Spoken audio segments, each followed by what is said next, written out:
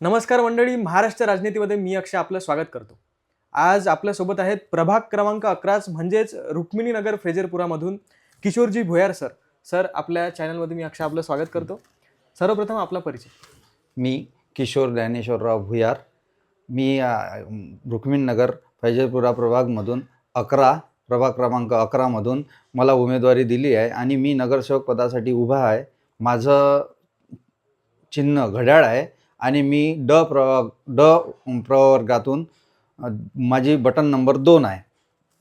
बरं, आपल्याला राष्ट्रवादी काँग्रेस पक्षाने ही जबाबदारी दिलेली आहे, ही उमेदवारी दिली आहे. काय वाटते, कशासाठी, काय? ॲक्च्युली खोडके साहेबाचं व्हिजन हे खूप जोरदार आहे आणि लहान सहान कार्यकर्त्यावर त्यांचं लक्ष असतात. मी एक संघटनेचं काम करत होतो, म्हणजे माझी युवक प्रसारक मंडळ एक संघटना आहे आणि किंवा एक प्रॉपर्टी ब्रोकर, एकता प्रॉपर्टी ब्रोकर असोसिएशन हे पण संस्था आहे. या संस्थेचे लोक मला जुळलेले आहे. मी ग्राउंड लेवलचा एक कार्यकर्ता आहे आणि मला खोडके साहेबांनी त्या क्षेत्रात पाहिलं की माझ्यात काही गट्स आहे बा. त्या कारणानं मी एकदा अशीच ऑफिसमध्ये चर्चा झाली माझ्याबद्दल आणि मला साहेबांनी विचारलं इलेक्शन लागायच्या आधी का तू लढतो का. तर मी म्हटलं बा तुम्ही सांगाल तसं. पण मला जेव्हा साहेबांनी एकदम फायनल सांगितलं की बा तुला लढायचं आहे आणि तुझी तिकीट मी पक्की केली, तर मला थोडा शॉक बसला का बा एवढ्या मोठ्या माणसांनी मला हा चान्स दिला लढायचा. तर मला एकदम शॉक बसला. पण मी त्या कारणात माझे म्हणजे आमचे खोडके साहेब हे असे आहे की लहान सहान कार्यकर्त्याला घेऊन चालतात. मी त्यांचे अभिनंदनही केले किंवा त्यांचे आभार मानले का माझ्यासारख्या एका कार्यकर्त्याला त्यांनी चान्स दिला. बरोबर. आपल्या प्रभागामध्ये समस्या काय आपल्याला माहित आहेत का? सांग. आपल्या प्रभागामध्ये जवळपास काही स्टँडर्ड एरिया येतो, काही स्लम एरिया येतो. बऱ्याच स्लम एरियात कुठे नालीचा प्रॉब्लेम आहे, कुठे सरकारी लॅट्रिन बाथरूमचा प्रॉब्लेम आहे आणि कुठे रोडचा प्रॉब्लेम आहे, कुठे कचरा गाडी येत नाही. आता जवळपास इलेक्शनला गॅप पडल्यामुळे म्हणजे 2017 इलेक्शन झालं, 2022मध्ये इलेक्शन न होता म्हणजे जवळपास हा 4-4.5 वर्षाचा पिरियड जो गेला, त्या कारणाने कचऱ्याची गाडी नियमित कुठे येत नाही. तो पण लोकांचा त्रास होऊन राहिला आणि आमच्या साहेबाचं एक व्हिजन आहे जिथे डेव्हलपमेंट, बगीच्याचं डेव्हलपमेंट किंवा रोडचं, नाल्याचं जवळपास साहेबांनी आणि वहिनींनी, आमच्या आमदार सुलभाताई खोडकेंनी जवळपास इथे 3-3.5 करोड रुपयाचे कामं टाकले आहे रुक्मिणीनगर प्रभागामध्ये. आणि आता पण आपण म्हणजे जसं आता आमच्याकडे 2 आमदार असल्यामुळे खोडके साहेब किंवा सुलभाताई दोन्ही आमदार आमच्याकडे असल्यामुळे आपल्या इथे निधीचा कमतरता नाही. फक्त आता त्यांचं एकच ध्येय आहे का बा प्रभागात काम झालं पाहिजे. म्हणून मग आम्हाला एकच विजन आहे. त्यांनी जो चान्स मला दिला तो चान्स खरा करण्यासाठी किंवा खरा उतरण्यासाठी मी या क्षेत्रात म्हणजे प्रत्येकाचे आता मी ॲक्च्युअली प्रत्येकाच्या घरी पोचलेलो आहे. 2-2, 3-3दा पोचलेलो आहे. प्रत्येकाचा जो प्रॉब्लेम होता तो ऐकून घेतला किंवा कॉर्नर मीटिंग वगैरे ह्या चालू आहे तर त्यातही मी ऐकून घेतला की बी काय होतात, कोणाला काय त्रास आहे. आता भरपूर समस्या आहे लोकांच्या, पण मी ते निवडून आल्यानंतर निवारण करेल त्याचा, अशी मी लोकांना गावी दिली आहे. बरोबर. तुम्ही समस्या सांगितल्या, पण समस्यांसाठी तुमच्याकडे योजना आहेत का की समस्या तुम्ही सोडवू शकाल? बिलकुल 100% आहे.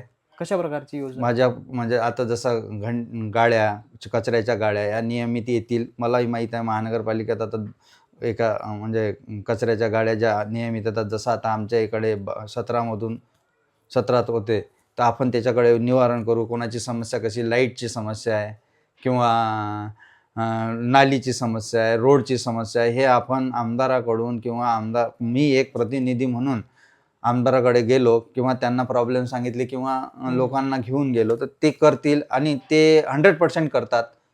म्हणजे तो कोणत्याही पक्षाचा असो किंवा कोणताही कार्यकर्ता असो, पण आपल्या जिथे आमदार सुलभाताई खोडके या अमरावती शहराच्या ज्या आमदार आहेत त्या कोणाचंही काम करतात. म्हणून मला काम करण्यात अडथळा येईल नाही असं तुम्हाला वाटतं? हो. बरोबर. आपण सांगितलं की तुम्हाला ही जबाबदारी दिलेली आहे, त्याच्यामुळे तुम्ही पार पाडणार. आता समजा तुम्ही 4ही उमेदवार निवडून आलेत, तर प्रभागासाठी कसे काय फायदेशीर ठरते? 4ही उमेदवार आले तर कसं आहे, प्रभाग हा 32,000चा असल्यामुळे डिस्टन्स जास्त असल्यामुळे आम्ही 4ही आलो तर हा सगळ्या लोकांचे कामं म्हणजे जे कामं आम्ही जे ऐकून राहिलो, लोकांच्या प्रॉब्लेम ऐकून राहिलो, हे प्रत्येक एरियातले प्रत्येक माणसं जुळलेले आहे आमच्यासाठी, आणि चारी आलो तर हा प्रॉब्लेम एकदम म्हणजे मला इझी जाईल, बरोबर. आम्हाला सगळ्यांना इझी जाईल. कारण प्रत्येकाचं काम वाटल्या जाईल किंवा प्रत्येक जण लक्ष देईल. एकच आला तर त्याचा प्रॉब्लेम होईल. चारही आले पाहिजे, हा माझी म्हणजे चारही घड्याळ लोकांनी मारल्या पाहिजे आणि चारही उमेदवार विजयी झाले पाहिजे. बरोबर. आपल्याला राष्ट्रवादी काँग्रेस अजित पवार गटाकडून उमेदवारी आहे हो. आणि उमेदवारांना सुद्धा. हो. तर अजित पवार गटाचा आपल्यासाठी कोणता आणखी फायदा होईल? राष्ट्रवादी गटाचा आणखी एक फायदा असा होतो, कारण की अजितदादा हे उपमुख्यमंत्री आणि वित्तमंत्री असल्यामुळे आम्हाला निधीचा कुठलाही त्रास जाणार नाही. आणि आमच्या साहेबाचं एक विजन आहे. साहेब पहिलेपासूनच कामाच्या बाबतीत किंवा प्रशासनाच्या बाबतीत त्यांना खूप दांडगा अभ्यास आहे. खूप दांडगा अभ्यास असल्यामुळे, आणि आमच्या मॅडम म्हणजे या लोकप्रिय आमदार आहे शहराच्या आणि विकास महिला आहे सुलभाताई. हा, त्या कारणानं आम्हाला बाकी हे क्षेत्रातलं काम करण्यासाठी, किंवा आम्ही जेव्हा नगरसेवक नसतानाही आम्ही प्रॉब्लेम घेऊन जात होतो, मॅडमकडे जातो, सुलभाताईकडे जातो किंवा खोडके साहेबाकडे जातो, तर तेही सॉल्व्ह करतो आम्ही. म्हणजे इथे आम्ही नगरसेवक नसतानाही आम्हाला सवय आहे काम करायची आणि ते काम होते.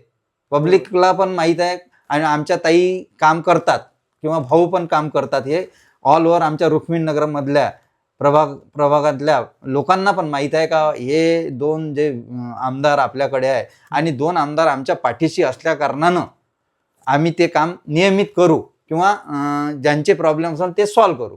बरं, प्रभागातल्या लोकांना काय सांगाल की किशोर भोयर यांना का निवडून द्यावं?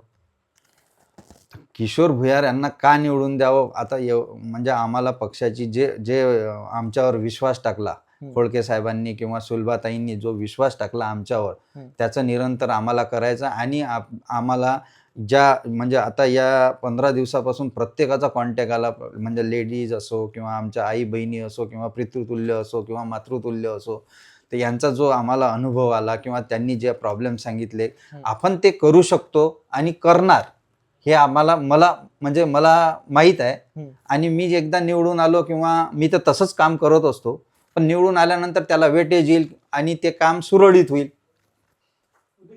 100 दिवसाच्या आत आपण निवडून आलात, तर 100 दिवसाच्या आत कुठले कामं कराल याची तुम्ही ग्वाही द्याल? 100 दिवसात आता कसं आहे, मला ज्यांनी प्रॉब्लेम सांगितले, जसा एखादं मंदिराचं अर्धवट काम आहे ते सांगू, किंवा रोड नाल्याची कचऱ्याची आहे, काही जणांचं जसं लॅट्रिन बाथरूम आहे स्लम एरियात आहे, ते पडलेलं आहे, तिथे खाली बिली आहे, तर ते साफ करून त्यांना वाचनालय वगैरे किंवा काही पाहिजे आहे तर ते आपण करू. बरोबर. आणि हे नक्की कराल तुम्ही? बिलकुल पक्का करू. तुम्ही ग्वाही द्याल? बिलकुल पक्का करू. आता 15 तारखेला आपलं मतदान आहे. काय जनतेला तुम्ही आवाहन करा? जनतेला एकच आवाहन करतो की आम्हाला भरघोस मतांनी निवडून द्या आणि चारही बटन दाबा. चारही मशीनचे घड्याळ पाहून बटन दाबा चारी. बरोबर. आपला अमूल्य वेळ दिल्याबद्दल धन्यवाद सर.